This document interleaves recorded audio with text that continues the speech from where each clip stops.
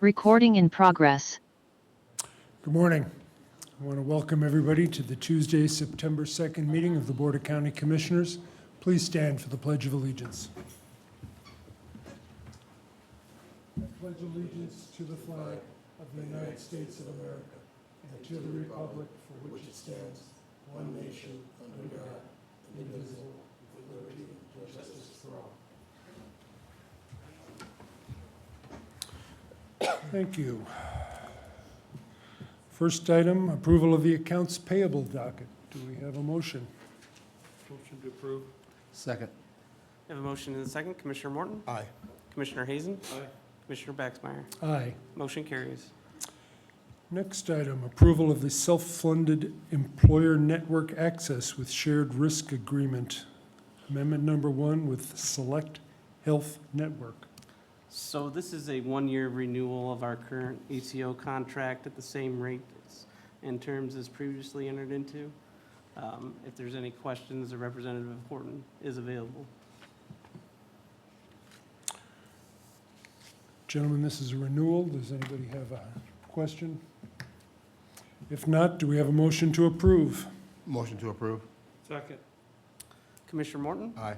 Commissioner Hazen? Aye. And Commissioner Baxmeyer? Aye. Motion carries. Next, IPG. We only have one item today, approval of the consent agenda, which is essentially approval for the Penn High School homecoming parade. If there are no questions, do we have a motion to approve? Motion to approve. Stereo. You gonna play rock, paper, scissors? Just for help, who motioned? It was a tie, so. Give it to Raphael. All right. Motion by Raphael, second by Mr. Hazen. Commissioner Morton? Aye. Commissioner Hazen? Aye. And Commissioner Baxmeyer? Aye. Motion carries. Moving on to our recorder, approval of grant application requests to the National Endowment for the Humanities.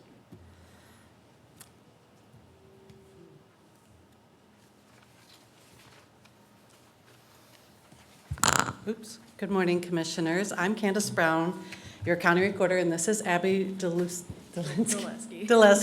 I'm sorry, she's a deputy. So I would like to thank you for this opportunity to speak today. The St. Joe County Recorder's Office is the custodian of deed books, plat books, land patents, and military discharges dating back into the late 1800s.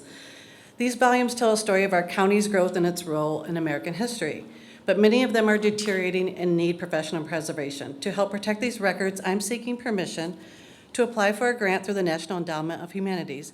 This funding would allow us to preserve, digitize the at most risk volumes, ensuring survival and accessibility for future generations. I'm also pleased to share that I'd like to thank the South Bend Genealogical Society, the History Museum, and the Indiana State Archives, which have each provided letters of support for St. Joe County's recorders' efforts. With your approval, we will move forward with this application backed by strong community and institutional partnerships. Glad you're doing this. How did you become aware of this? That's what I was just gonna ask you.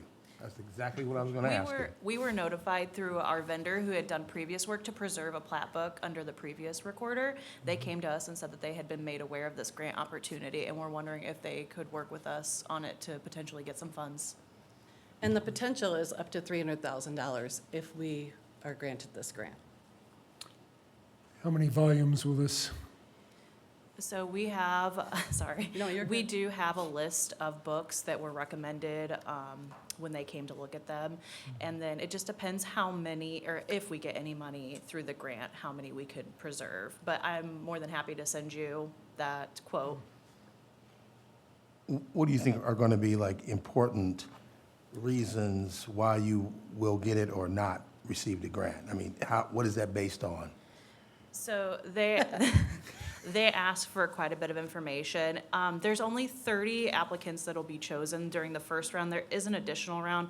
I don't have clarification if we can apply again if we don't get picked in the first round. Okay. But it's about the expansion going westward and the history of the United States, because the 250th anniversary is coming up. So they're just looking to see like how we fit into that. So we tried to make a case based on like the Studebaker car company Okay. and the things that they did, a few other things. Okay, So, okay, that's awesome.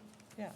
So it goes back to almost 200 years, you're saying? yeah, so our oldest records are from when the county was founded in 1830. We have plat books, the original plat books, we have military discharge records, deed Wow. records. I mean, we have a really big wealth of information in our office, so. That's around the same time I got on the council, so that's good. That's pretty good. But no, thank you. Thank you. Of course. Any other Is questions? there any matching funds? No, no matching funds. This will be a grant given just to us, or if we are awarded this grant, we do not have to match it. Well, we appreciate your efforts. Thank you. I'm glad you brought this to the county's attention. Yeah. Gentlemen, if there are no other questions or comments, do we have a motion to approve the grant application request? Motion to approve. Second. We have a motion and a second. Commissioner Morton? Aye. Commissioner Hazen? Aye. And Commissioner Baxmeyer? Aye. Motion carries. Thank you so much. Thank you. Thank you. Next, approval of the Laredo, of a Laredo agreement with Home Free Enterprises. This is similar to this is identical to the ones we receive just about every week. Gives access to the St. Joseph County's real estate records. If there are no questions, do we have a motion to approve the Laredo agreement with Home Free Enterprises? Motion to approve? Second. Commissioner Morton? Yes. Commissioner Hazen? Aye. Commissioner Baxmeyer? Aye. Motion carries. Next, from Probate Court, JJC, approval of the 5-Star Life Program contract at the Thomas and Frederick Juvenile Justice Center. Good morning. I'm Kristen Cooper, the controller for the St. Joseph Probate Court, and this is Jordan Morris, the Assistant Chief Probation Officer. And we are just here to request approval of the 5-Star Life Program contract. This contract will cover 1 year in the amount of $7,209 and will be taken out of the 1112 fund. If you have questions, we would be more than happy to answer them. Just for the public, can you explain a little bit about the 5-Star program? Sure, I can do so. So the program does provide services and treatment to the youth that are active in our day reporting program. So it is a class once a week that they attend, and it's based on invigorating their mindset and motivating them toward change. So the day reporting program services youth who are higher risk of potentially reoffending but are still in the community within St. Joseph County. And so this is just another tool that they'll have as they continue to make more positive changes in the future. And this is a program that's been going on for several years, isn't it? It has, and we've received some statistics and some data on the impact that it's had so far, and we've been able to compile, with 5-Star's help, data from 2022 and 2023 to show the effectiveness of the program so far with our youth. They provided us with a report that showed that 95%, and I'm actually going to pull up my notes just so that I don't misspeak. So they had provided that 95% of the kids who had gone through the program, and this was 1,280 students that they had compiled data from, were able to explain what they learned from the lesson. Statistically, about it was 48% said that they actually applied the challenge that was taught during the week's lesson. And so going forward, that's a statistic we want to improve on, is making sure that the kids are applying what they've learned and not just, reciting what the lesson was. So we're working toward that. So you said a lot of the kids in this program are viewed as at high risk for reoffending? That's correct. That's based on the Indiana Youth Assessment System tool that's done when we're looking at what program we're going to put them in at the time of disposition. So those are kids generally scoring anywhere from moderate to high risk of potentially ending up in trouble again. So we want to make sure that we've got good services in place to reduce that risk then when they complete the day reporting program. So do you have any stats that show the success of the program or? For Five Star Life, we just have the stats related to like how they're. How they're utilizing? Yeah, we're using surveys and things of that nature. A lot of that's self-reported from the kid, but we do have in our annual report that goes out the success rates related to the day reporting program in a whole and community supervision and probation. So you are tracking that as far as, you know, the number of kids that are not going to reoffend? Yes, yep. We're keeping a close eye on the recidivism rate for the youth that are going through our program. Okay. And looking at how we can reduce that all the time, something that we're, yep, measuring. Excellent. Tony, anything to add? Thank you. Gentlemen, do we have a motion to approve the Five Star Life Program contract? Motion to approve. Second. We have a motion and a second. Commissioner Morton? Aye. Commissioner Hazen? Aye. And Commissioner Baxmeyer. Aye. Motion carries. Thank you. Thank Both you. of you. Moving on to our Health Department, approval of the General Star Indemnity Company medical malpractice insurance coverage.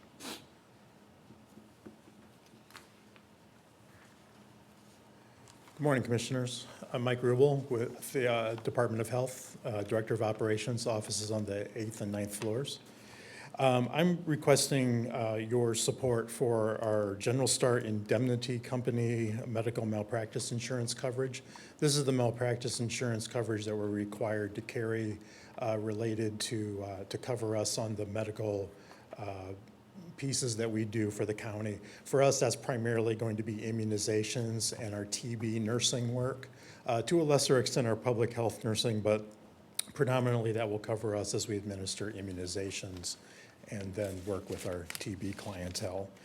And this policy, I should mention, also covers us and also services at the jail. So we're duly covered under that program. That's good. Any questions? If not, do we have a motion to approve the General Star Indemnity Company medical malpractice insurance? Motion to approve. Second.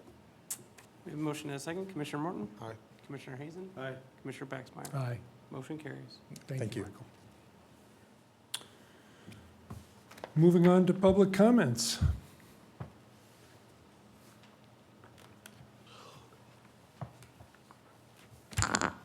Morning, Commissioners. Dan Caruso, New Carlisle.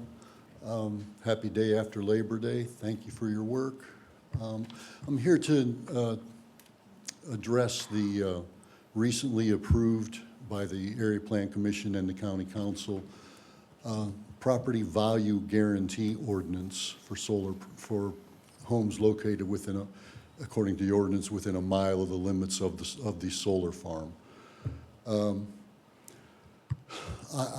Adam Devon with the APC, I believe, hit the nail right on the head when he said what we've done is now put our builders, our developers, under new scrutiny, under new requirements here to likely put up a 20% bond for, I'm here to talk about industrial, I'm here to talk about commercial, I'm here to talk about mixed residential.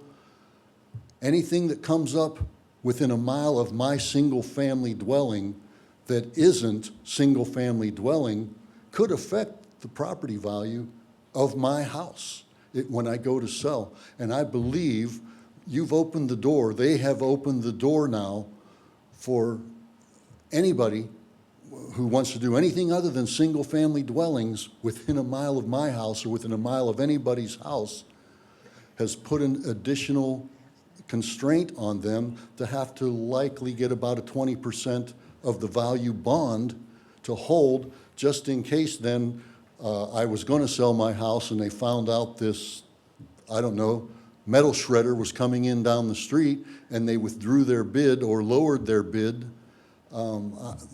That's got to, I thank the solar people for bringing that idea up because, yes, that would have a definite impact on the value of my house. And in addition, the industrial development, particularly Amazon, is going to have quite an impact on our water. quite an impact on our solar, on our power grid, and likely on, they call it a minor source air pollution, but I'm calling 235 diesel generators holding 1.6 million gallons of diesel running not to be a minor source of air pollution. If you've ever seen a diesel truck going up the road, you see the black smoke pouring out. Imagine 235 of those, all in one location, that they have to test periodically. I think it's time to get an ordinance to cover any new development in an area that is going to be anything other than what's already there. And in our area, that is single-family dwellings. Thank you.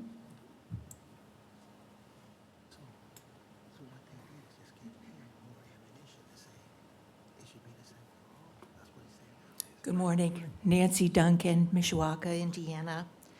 I'm here to raise some questions about this body's accountability and transparency to the public. First of all, I want to address your meeting last Tuesday, August 26th, when you moved your meeting with very short notice. I know a number of people who plan to attend either in person or via Zoom who weren't able to because when they logged in at 11, the meeting was over. I would like to suggest to you that you impose upon yourselves a time frame, for example, 48 hours, within which you do not move meetings. And if you have to move it, you move it back outside a 48-hour limit so that people can know about when to expect the meeting and attend. I also want to comment that it's my habit when I'm not able to attend to go and look at the recording of the meeting. And as of today, the meeting last August 26th was not yet posted. It seems in this day of high technology that a week is far more than enough to post a YouTube video. That shouldn't happen. That should be a 24-hour window. Finally, one of the reasons that I've been looking all week for your video is I had read the agenda and I was curious about an agenda item in which the auditor's office asked for the financing for 18 bonded leather, high-backed, cushy executive chairs. And I couldn't find 18 staff members in the auditor's office, and I sure couldn't understand why public servants at the county level would require that kind of comfort. I ask whether you feel that is good stewardship of the county's taxpayers' money to be indulging in that kind of luxury. Thank you for your attention. Anyone else wish to offer a comment of those here in the room? Seeing none, we'll go to those online.